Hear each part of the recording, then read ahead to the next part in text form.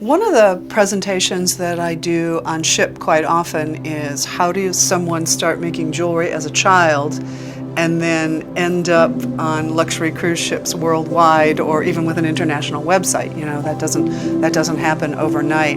And I thought I might do a couple of little videos and take everybody through the process. But the one I really wanted to focus on today is kind of a fun story, and it was a scary story in the beginning.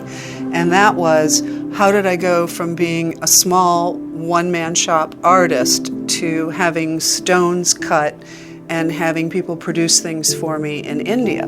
And that was a big, scary step. And the way that occurred was my business was growing and growing, and I had a friend who had lived in India years ago, and she said, I know this family and they're fair trade and I think they could cut stones for you and I think you would really like them. And I said, well, you know, hold on a minute. How do you know they're fair trade? Because the last thing I need is to go there and find they're not fair trade and it's not a good situation. You haven't been there in 10 years. So I figured the only way to do it was to book a trip and go to India for the first time. That's a 45-hour ordeal. But so I booked this trip and I decided that, sneaky me, I would tell them something like I was coming on a Wednesday and I showed up on a Monday. So I arrived 2 days early because I wanted a surprise glimpse of the workrooms.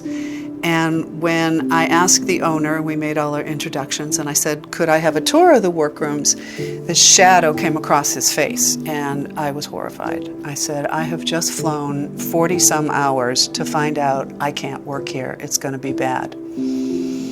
And what it turned out was there's a customary trade thing, etiquette thing, that you bring a gift to the workroom managers. And I decided to bring them beautiful hammers for doing delicate work for raising, which is a metals technique. And when they saw the hammers, they were self-conscious because they knew that my tools were far more expensive than the traditional ones they were using. So off we go to the workrooms. I didn't know that then. We went to the workrooms, and I'm happy to report that there were no children. There was nothing bad going on, and they were absolutely the most amazing, talented people. I will say that they were sitting on the floor cutting stones. They had eye protection on and no shoes.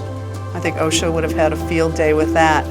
But they are a sect of Indian culture called Jain, and their credo is ahimsa, do no harm. And I was really happy to report that they were fair trade. And we've been working together for 8 years, but you know, I thought I'd be a sneaky little devil and show up early and see if I could out them on anything. No, not at all. And the truth is, they are more skilled with their traditional tools than I will ever be in my entire life. So that was my entry to India.